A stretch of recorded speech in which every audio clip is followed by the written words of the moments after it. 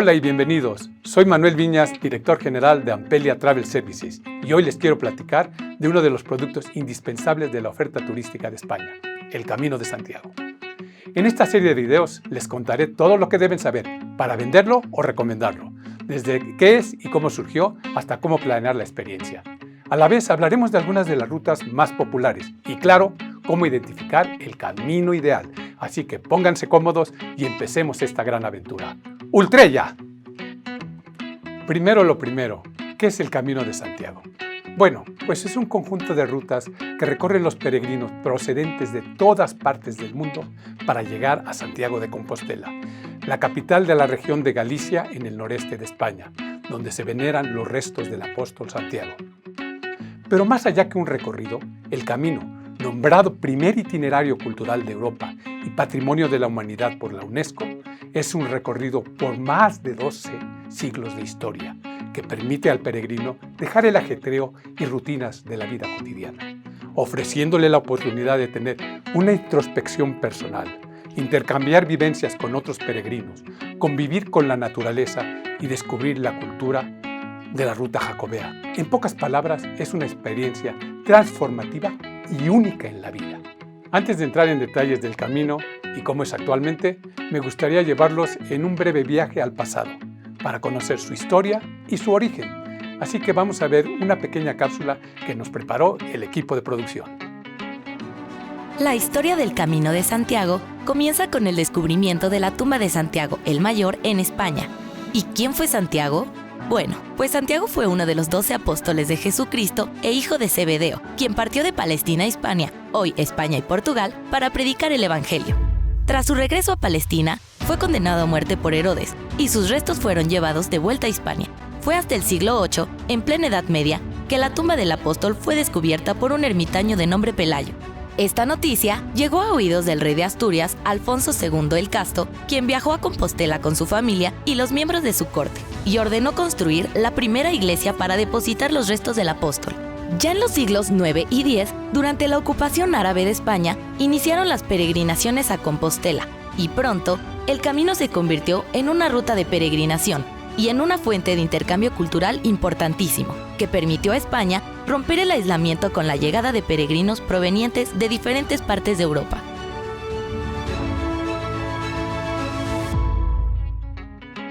Ahora que ya conocemos un poco de su historia, continuemos con otra de las preguntas más populares de esta experiencia. ¿Cuál es la ruta del Camino de Santiago? Bueno, pues la respuesta es que no hay una sola ruta. Con el paso de los siglos, se fueron creando distintas rutas provenientes de distintas partes de Europa. En la actualidad, hay 10 rutas principales que son el Camino francés, Camino primitivo, Camino del norte, Camino inglés, Camino portugués por la costa, Camino del sudeste Vía de la Plata, Ruta del Mar de Arousa y Ulla, Camino de invierno y finalmente el Camino Finisterre-Muxia, que aunque no es una ruta en sí misma, es una adición popular que comienza en Santiago de Compostela y termina en Finisterre, que fue considerado el fin del mundo por varios siglos. También hay que saber que las rutas se dividen en etapas, que son los kilómetros diarios a recorrer, que unen pueblos, ciudades o villas, con todos los servicios para descansar y reponerse. Aunque varían ligeramente, la mayoría tienen una extensión de entre 20 y 30 kilómetros, que se pueden recorrer a pie, en bicicleta o a caballo. Ahora que conocemos algunas de las rutas del Camino de Santiago, sigamos nuestra tercera pregunta. ¿Cómo elegir la mejor ruta? Vamos a ver otra cápsula para saber más. Hay tantos caminos de Santiago como peregrinos, por lo que es fundamental elegir la ruta ideal para disfrutar al máximo de la experiencia. Pero, ¿qué tomar en cuenta para hacerlo? 1. El tiempo disponible para realizarla.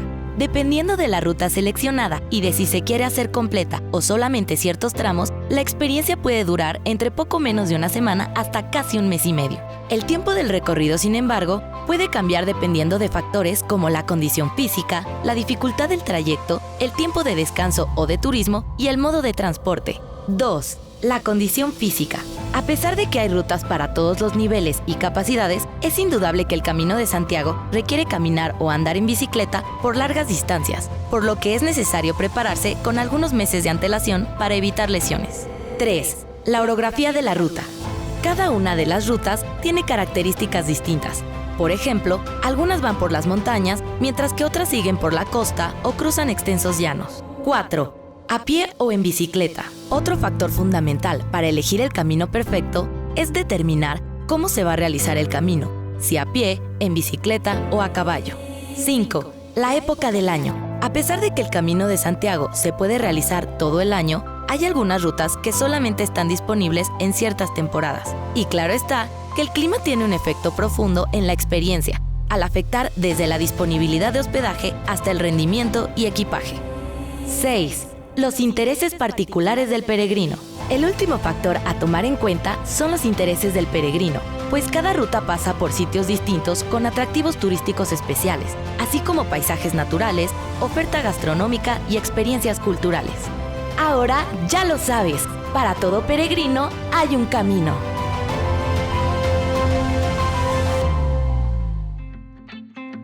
Continuamos ahora a la próxima pregunta que hay que responder al planear el Camino de Santiago. ¿Dónde hospedarse? Bueno, pues, desde los últimos años del siglo XX se ha creado infraestructura en las diversas rutas jacobeas y se han restaurado monasterios, hospitales, hoteles, casas rurales y pasos, que son románticas casas señoriales de la Galicia rural, muchas de ellas convertidas en alojamientos. A la vez, hay una gran oferta de hostelería, con todo, desde hostales, albergues privados, públicos y pensiones, hasta hoteles con encanto y paradores de turismo como el Hostal de los Reyes Católicos en Santiago o el Parador de San Marcos en León. Ahora que sabemos un poco más de las opciones de hospedaje, hablemos de otra pregunta importante, la credencial del peregrino. ¿Qué es? ¿Para qué sirve? ¿Dónde la obtengo? ¿Y cómo se utiliza? Vamos a ver otra cápsula de sabiduría. La credencial del peregrino fue creada por la Asociación de Amigos del Camino en 1987. Este documento acredita a quien la porta como peregrino y está disponible en los principales puntos de partida de las diversas rutas. Durante el camino, los peregrinos deben obtener los sellos con firmas y fechas en templos, capillas, hospedajes y restaurantes, para así certificar que pasaron por todas las etapas. Una vez llegando a Santiago, esta credencial permitirá a los peregrinos obtener la Compostela, la acreditación de haber realizado la peregrinación a la tumba de Santiago Apóstol. Ya que tenemos cubiertos los básicos del camino, pasemos a la última pregunta. ¿Cuáles son los contratiempos más habituales y cómo evitarlos? Comencemos con el cansancio físico. Es importante considerar que el Camino de Santiago no es una competencia, pero no hay que dejar a un lado una buena alimentación, descanso e hidratación constante. Luego, muy de la mano está la insolación, porque durante el verano el sol puede ser muy intenso. Se recomienda llevar gorra, protección solar y ropa de colores claros. También es preferible iniciar temprano la jornada para evitar las horas de más calor. Para terminar, están las inevitables ampollas, torceduras y tendinitis, resultados de horas de caminata. Los casos leves se pueden tratar sin problema con la ayuda de curitas, agua fría, vendas elásticas y pomadas, pero para resolver casos más graves y severos se recomienda contactar con tu asistencia en ruta. Para cerrar este video, quisiera informarles que este año, por situación extraordinaria y debido a la pandemia del COVID-19, ha sido nombrado Año Santo Jacobeo por el Papa Francisco. Los años santos son cuando el Día de Santiago, 25 de julio, caen en domingo, teniendo una serie de eventos especiales durante el Jacobeo. Para más información acerca del Camino de Santiago, consulta con nosotros, Ampelia Travel Services.